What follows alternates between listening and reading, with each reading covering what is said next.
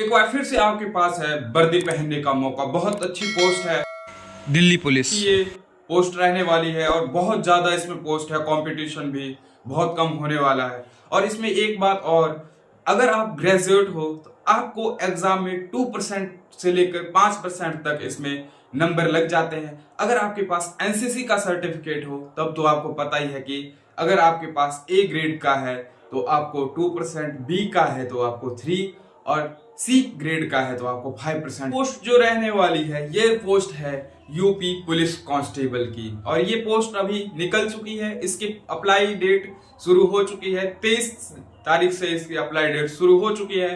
तो आप जल्दी से फॉर्म को फिल कर सकते हैं। इसकी प्रोसेस मैंने इसी वीडियो में बता रखी है, तो आप पूरे वीडियो में बने रहना। इसकी एज लिमिट की तो जनरल के लिए इसमें 18 से 25 साल तक के लिए एज लिमिट रखी गई है। वहीं अगर हम आ जाते हैं एसटी और एससी के लिए, तो एससी एसटी के लिए 5 साल की एज रिलैक्सेशन दी गई है। मतलब 18 से लेकर वो 30 साल तक फॉर्म को भर सकते हैं।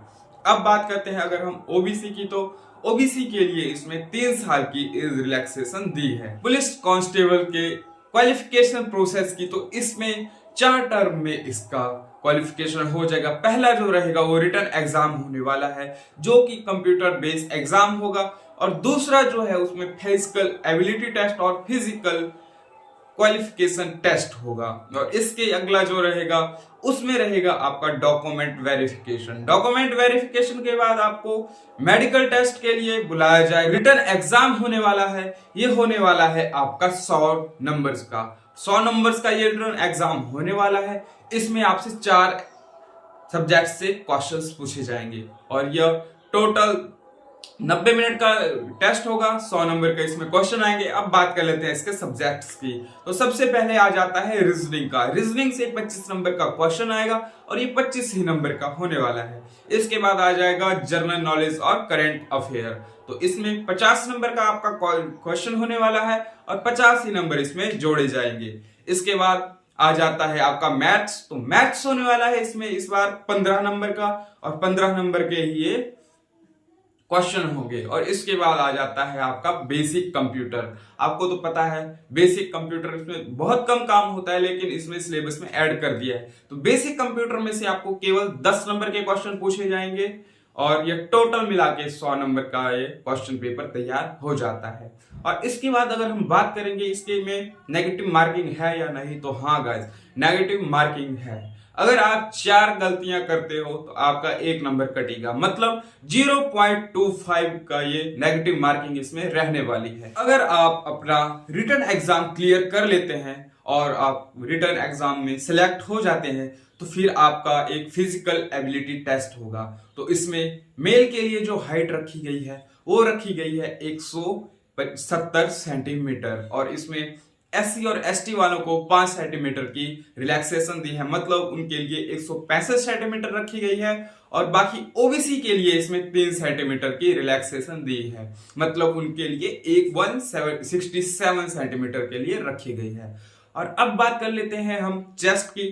तो इसमें जर्नल के लिए रखी गई है 80 से लेकर 84 सेंटीमीटर, और इसमें एसटी के लिए 2 सेंटीमीटर और ओबीसी के लिए भी 2 सेंटीमीटर की रिलैक्सेशन दी। फिजिकल एफिशिएंसी टेस्ट की, तो सबसे पहले इसमें दौड़ होगी, फिर इसमें हाई जंप होगी, फिर इसमें लॉन्ग जंप होगी।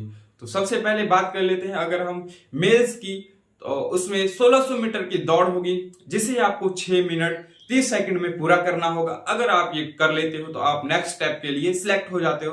अगर आप इसको नहीं कर पाते तो आप यहीं से डिस्क्वालीफाई हो जाते हो। तो दूसरे नंबर पर अगर हम बात करें तो फिर आ जाता है हाई जंप। हाई जंप जो है वो 4 फुट रखी गई है। इसके बाद इसमें आ जाता है लॉन्ग जंप। तो लॉन्ग जंप इसमें 14 फुट मेल्स के लिए रखी गई है। और इसके बाद अगर हम बात कर लें फीमेल्स की, तो फीमेल्स के लिए 1600 मीटर दौड़ रखी गई है, जिसे 8 मिनट में पूरा करना होता है। और इनकी लॉन्ग जंप की बात कर लें तो लॉन्ग जंप इनके लिए 10 फुट रखी गई है, और हाई जंप बात कर लें तो हाई जंप इनके लिए 3 फीट रखी गई है। तो ये कुछ इसके फिजिकल क्राइटेरिया थे। अगर आप इनको पूरा कर लेते हैं तो आप नेक्स्ट स्टेप जो कि है डॉक्यूमेंट वेरिफिकेशन। डॉक्यूमेंट वेरिफिकेशन से पहले मैं एक बात आपको बता दूं कि अगर आप एनसीसी में हो तो अगर आपके पास सर्टिफिकेट ए है तो इसमें आपको 2% नंबर दिए जाएंगे।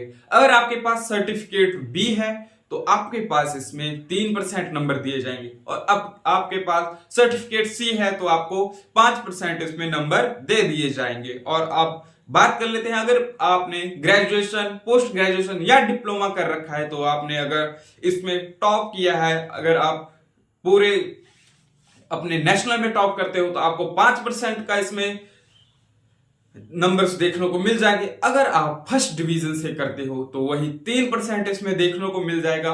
अगर आप सेकंड डिवीजन से करते हो तो 2% देखने को मिल जाएगा। और अगर आप केवल पास होते हो तो भी आपको इसमें 2% देखने को मिल जाएगा। तो बहुत अच्छा मौका है। अगर आपने फर्स्ट डिवीजन से कर रखा है तो 3% वो हो गए, और साथ में आपके पास अगर एनसीसी सर्टिफिकेट है तो उसमें 3 से 5 नंबर वो हो गए, तो मतलब 10 नंबर तो आपके ऐसे ही बन रहे हैं। और अगर आपके पास ईडब्ल्यूएस है तो 10% उसमें रिजर्वेशन मिलती है। तो बहुत अच्छा चांस है आपके पास, आप इस फॉर्म को जल्द से भर सकते हैं। स्पोर्ट्समैन के लिए तो और भी अच्छा रहने वाला है, सोने पर सुहागा वाली बात हो जाएगी। तो जल्दी से इसे भरें। तो अब बात कर लेते हैं हम इसे डॉक्यूमेंट वेरिफिकेशन की। तो डॉक्यूमेंट वेरिफिकेशन में सबसे पहले आपका एज देखा जाएगा। तो एज के लिए आप बर्थ सर्टिफिकेट यूज कर सकते हैं या अपना मैट्रिकुलेशन सर्टिफिकेट यूज कर सकते हैं। इसके बाद बात आ जाती है क्वालिफिकेशन की। तो इसमें आपको 10th का 12th और 12th के इक्विवेलेंट, और इसके बाद आपको अगर आप ग्रेजुएशन की है, पोस्ट ग्रेजुएशन की है, डिप्लोमा किया है तो वो सर्टिफिकेट आपको लगाने होंगे। इसके बाद आ जाता है कास्ट सर्टिफिकेट। अगर आप एलिजिबल है, कास्ट में आपने भर रखा है तो आप उसे ऐड करना होगा। इसके बाद आ जाता है आपको रेजिडेंटल सर्टिफिकेट, वहां के स्थायी निवासी हो अगर तो उसके लिए आपको ये सर्टिफिकेट लगाना होगा। इसके बाद आ जाता है ईडब्ल्यूएस सर्टिफिकेट। इसमें 10% का कोटा इस बार रखा गया है। तो अगर आप ईडब्ल्यूएस में आते हो तो आपको ईडब्ल्यूएस सर्टिफिकेट साथ में लगाना होगा। और अगर आपके फादर दिल्ली पुलिस में रिटायर हो चुके हैं या अभी वो कार्यरत हैं तो उनका भी इसमें सर्टिफिकेट लगाना होगा। यदि आप किसी दूसरी पोस्ट पर गवर्नमेंट थ्रू अभी काम कर रहे हो तो वहां से आपको अपना लेटर लेना होगा। और इस पोस्ट में अगर आप आना चाहते हो तो यहां आप फिर नाम दर्ज करा सकते हो। ये कुछ डॉक्यूमेंट वेरिफिकेशन थी। और इसके एग्जाम की बात कर लें तो जनवरी से लेकर फरवरी तक में इसके एग्जाम हो जाएंगे।